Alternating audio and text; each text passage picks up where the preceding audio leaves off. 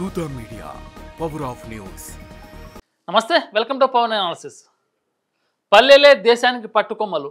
అలాంటి పల్లెల్లో ఇప్పుడు నాయకుడు అన్నవాడు లేక పల్లెలు అల్లాడిపోతున్నాయి. పల్లెల్లో ఎక్కడి కష్టాలు అక్కడే ఉన్నాయి, ఎక్కడ వేసిన గొంగులు అక్కడే ఉంది. పల్లెలను పట్టించుకునే నాయకుడు లేడు. ఎందుకంటే తెలంగాణలో సర్పంచ్ల పదవీ కాలం ముగిసి ఇప్పటికే 7-8 నెలలు గడుస్తుంది.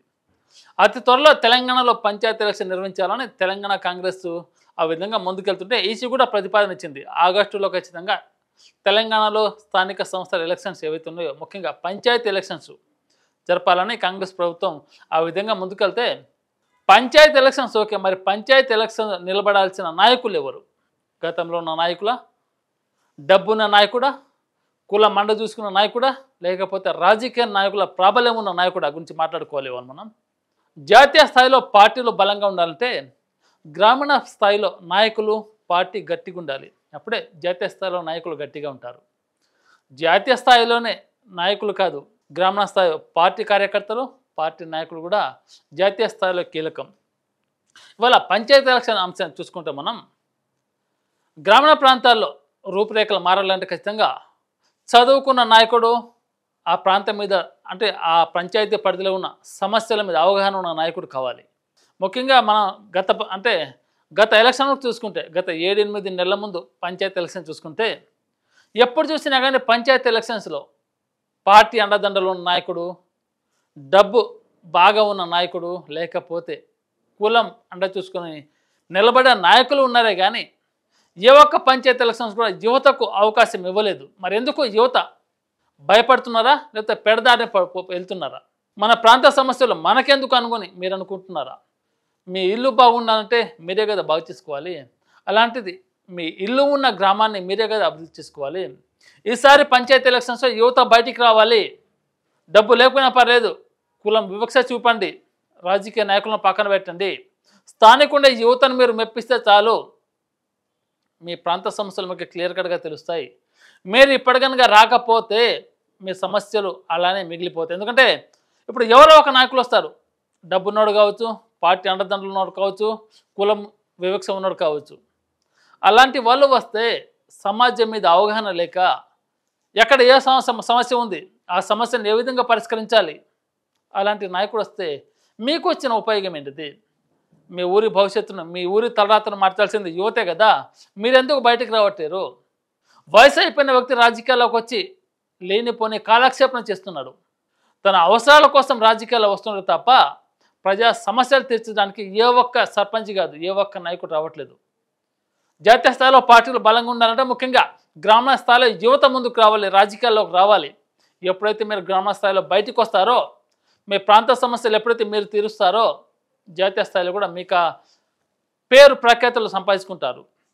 లేదు మనకెందుకు, డబ్బున్నోడు రాజకీయం చేసుకుంటాడు, కులం అండదండలు ఉన్నోడు రాజకీయంగా ఎదుగుతాడు, రాజకీయ నాయకులు అండదండలు ఉన్నోడు రాజకీయం చేసుకుంటాడు అనుకుంటారు. ఇది చాలా తప్పు. రాబోయే పంచాయతీ ఎలక్షన్లో ఖచ్చితంగా యువత బయటికి రావాలి. ఇప్పుడు ఎగ్జాంపుల్ చూసుకుందాం. గత ఎలక్షన్ చూసుకుంటే సర్పంచ్గా ఒక క్యాండిడేట్ నిలబడ్డాడు. అతని వయసు 50 లేదా 60, పోనీ 40 తీసుకుందాం. అతనికి చదువు ఉంటుందంటే చదువు ఉండదు. మరి చదువు లేని వాడు పరిపాలన ఎలా సాగిస్తాడు? పరిపాలన సాగించాలంటే ఖచ్చితంగా చదువు ఉండాలి. చదువు ఉంటేనే జ్ఞానం ఉంటుంది, జ్ఞానం ఉంటేనే ఆ సమస్యను ఏ విధంగా పరిష్కరించవచ్చో ఒక మార్గనిర్దేశకత ఉంటుంది. చదువు లేని వాడు సర్పంచ్గా వెళ్ళి మీ సమస్యలను ఎలా తీరుస్తాడు? మీ ప్రాంత సమస్యలు, మీ సమస్యలు ముఖ్యంగా యువత యొక్క సమస్య ఆయనకి ఎలా తెలుస్తుంది? డబ్బున్నవాడు డబ్బు పెడతాడు, ఎలక్షన్స్లో డబ్బు సంపాదించుకోవాలని వస్తాడు. కులం అండదండలు ఉన్నవాడు తన కులం కోసం ఎవరైనా పనిచేస్తాడు, వేరే కులాన్ని ఎందుకు పట్టించుకుంటాడు? రాజకీయ నాయకులు అండదండలు వాడు వాళ్ళ మోచేతి నీళ్ళు తాగడానికి సరిపోతుంది తప్ప ప్రజా సమస్యలు ఏ ఒక్కడు పట్టించుకోడు. అందుకే అతి త్వరలో తెలంగాణ కాంగ్రెస్ సర్కార్ ముందుకెళ్తుంది పంచాయతీ ఎలక్షన్ జరిపించాలని. మరి ఈసారి పంచాయతీ ఎలక్షన్లో ఖచ్చితంగా యువత ముందుకు రావాలి. లేదు మీరు భయపడతానంటే మీ ఇంటి సమస్యలు మీరు తీర్చుకునేటప్పుడు వేరే వాళ్ళ చేతిలో మీరు కీలుబొమ్మల ఒక మారదు. చదువు లేనివాడు, సంస్కారం లేనివాడు రాజకీయంగా ముందుకు వచ్చి ప్రాబల్యం పొందుతుంటే చదువుకున్న మీరు ఎందుకు ఇంకా? చదువు అన్నిటికీ సమాధానం చెప్పాలి. ఏమి చదువు లేనివాడు సమస్య అంటే మీ సమస్యలు తీరుస్తాను ముందుకు వచ్చినప్పుడు చదువు ఉన్న వాళ్ళు మీరెందుకు ముందుకు రావట్లేరు? భయపడుతున్నారా? ఖచ్చితంగా మీకు భయం అనేది ఒకటి ఉంటుంది. కంటే వాళ్ళు తరతరాలుగా వస్తున్న వారసత్వ రాజకీయం అది. డబ్బులు పుష్కలంగా ఉంటాయి. కొంతమంది నాయకులు వాళ్ళ వెనకాల ఉంటారు. వాళ్ళ ప్రాబల్యంతో రాజకీయంగా పైకి ఎదుగుతున్నారు తప్ప ఒక్కసారి ఒక యువత ముందుకెళ్తే ఖచ్చితంగా చదువు లేనివాడు వెనకడుగేస్తాడు. ఇప్పుడు మీ ఊర్లో చిన్న రోడ్డు సమస్య ఉంది. ఆ రోడ్డు సమస్యలు అంటే పరిష్కరించేంటే ఎలా? ఆ చదువు లేని వాడు సర్పంచ్గా అయితే ఆ సమస్యలను ఎవరి దృష్టికి తీసుకెళ్ళాలి, ఎంతవరకు తీసుకెళ్ళాలి, ఎక్కడి దాకా తీసుకెళ్ళాలి, ఏం తెలుస్తుంది? అక్షరాస్యతే లేనివాడు రాజ్యాన్ని వెళుతుంటే అన్నీ తెలిసి అక్షరాస్యత నేర్చుకొని అక్షరాభ్యాసం పూర్తి చేసుకొని గ్రాడ్యుయేట్లు అయిన మీరు ఎందుకు సైలెంట్గా ఉన్నారు? రాబోయే పంచాయతీ ఎలక్షన్లు ఖచ్చితంగా సర్పంచ్గా యువతకు ప్రాధాన్యత ఇవ్వాలి, యువతే గెలవాలి. స్థానిక ఉండే సంస్థలు కూడా అంటే స్థానిక ఉండే సమస్యలు కూడా యువతనే పరిష్కరిస్తారు. ఏ సమస్య ఎక్కడ ఉన్నా కానీ టక్కున మండల ఆఫీస్కి వెళ్ళాలా, లేకపోతే జిల్లా కలెక్టర్కి వెళ్ళాలా, అక్కడికి వెళ్ళి ఆ సమస్యను ఏ అధికారికి చెప్పాలి అని క్షుణ్ణంగా తెలిసిన వ్యక్తి యువత, చదువుకున్న వాళ్ళు.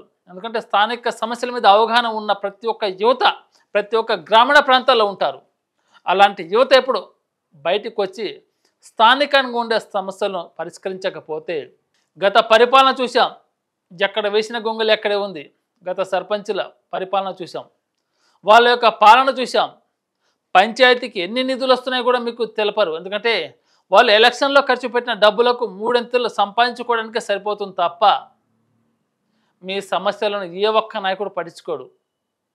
గ్రామీణ ప్రాంతాల రూపురేఖలు మారాలంటే చదువుకున్న యువత బయటికి రావాలి. చదువుకున్న వాడే సమస్యను తీరుస్తాడు. అక్షర జ్ఞానం లేనివాడు సమస్యను తీరుస్తారంటే మీరు ఎలా ఓటేస్తారు? మీ కుటుంబాలకు చెప్పండి, మీ స్నేహితులకు చెప్పండి, మీ బంధుమిత్రులకు చెప్పండి. తెలంగాణలో అతి కొద్ది రోజుల్లో స్థానిక సంస్థల ఎలక్షన్ రాబోతున్నాయి. మరి మనం ఒక మాట మీద నిలబడదాం. సీనియర్ సిటిజన్స్ ఒక మాట మీద నిలబడ్డప్పుడు వాట్సాప్ గ్రూప్లు ఉంటాయి మీకు, మీరెందుకు బహిర్గతం కావట్లేదు? మనం నిలబడదాం, మన ప్రాంతాన్ని మనమే మార్చుకుందాం, మన సమస్యను మనమే తీర్చుకుందాం. వయసు అయిపోయిన వాళ్ళు మన సమస్యను తీర్చుంటే వయసులో ఉన్న మనం ఏం చేస్తాం?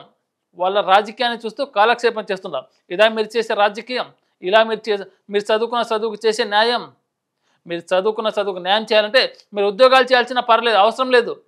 చదువుకు న్యాయం దక్కాలంటే ఖచ్చితంగా మీ ఊరి రూపురేఖలు మీరే మార్చాలి. ఆ అర్హత ఆ సత్తా ఒక యువతకు మాత్రమే ఉంది.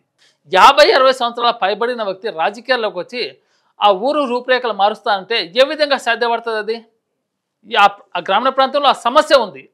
ఆ సమస్యకి ఎక్కడికి వెళ్ళి చెప్పుకోవాలి? అక్షరాస్యత లేనివాడు సమస్యను తీరుస్తా అంటే అక్షర జ్ఞానం ఉన్నవాడు సైలెంట్గా ఉన్నాడు. చూసినావా? ఇదే మన యువత చేస్తున్న తప్పు. నేటి సమాజంలో సీనియర్ సిటిజన్కు కాలం చెల్లిపోయింది. దేశంలో ప్రపంచ దేశంలోనే యంగెస్ట్ కంటే యువత ఎక్కువ ఉన్న దేశాలలో మన దేశం మొదటిది. అలాంటి యువత రాజకీయాల్లోకి తమ ప్రాంత సమస్యలను రూపురేఖలు మార్చడానికి ఎందుకు బయటికి రావట్లేరు?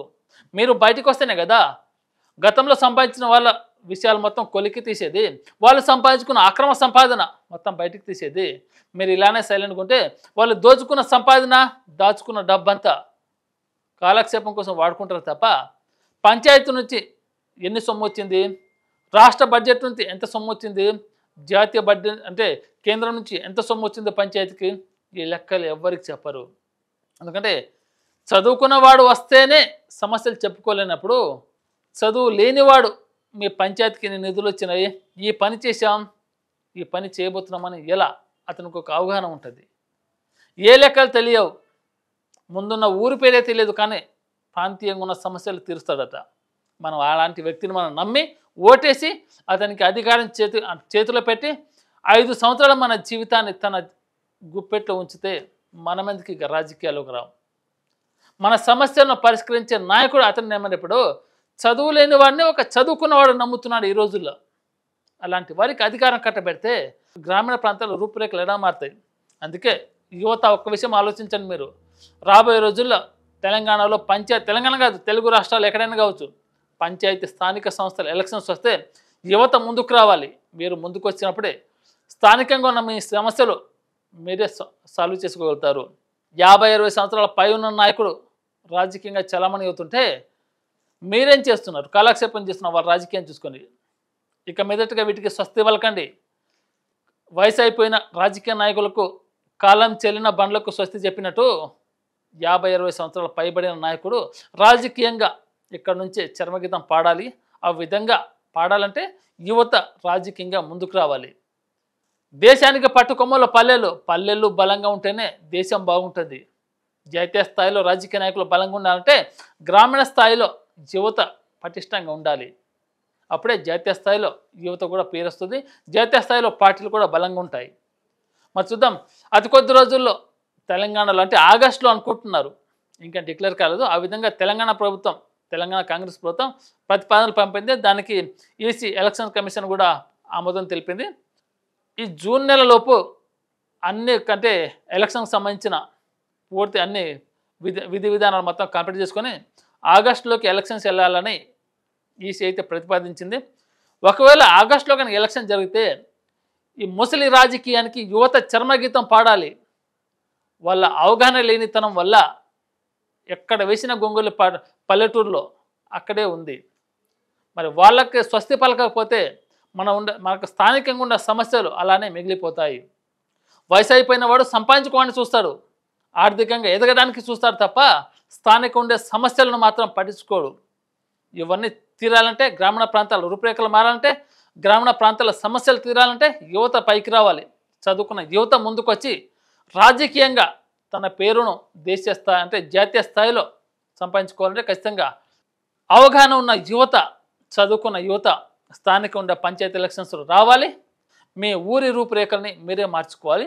ఆ సత్తా, ఆ తెగింపు మీకు మాత్రమే ఉంది. ఇక రాజకీయ నాయకుడికి మీరు బానిస కావద్దు. చూద్దాం, రాబోయే రోజుల్లో తెలంగాణలో స్థానిక సంస్థల ఎలక్షన్లో యువత ముందుకొచ్చి వారి రూపురేఖల్ని వారే మారుస్తారా, లేకపోతే గతంలో లాగా వయసు అయిపోయిన రాజకీయ నాయకులకి వీరు ఓటేసి అధికారం వాళ్ళకు కూడా కట్టబెడతారా, వీళ్ళు మాత్రం అధికారం కట్టబెట్టి 5 సంవత్సరాలు వాళ్ళ కింద బానిసలాగా తయారవుతారా? చూద్దాం మరి. For more updates, please subscribe Dutta Media.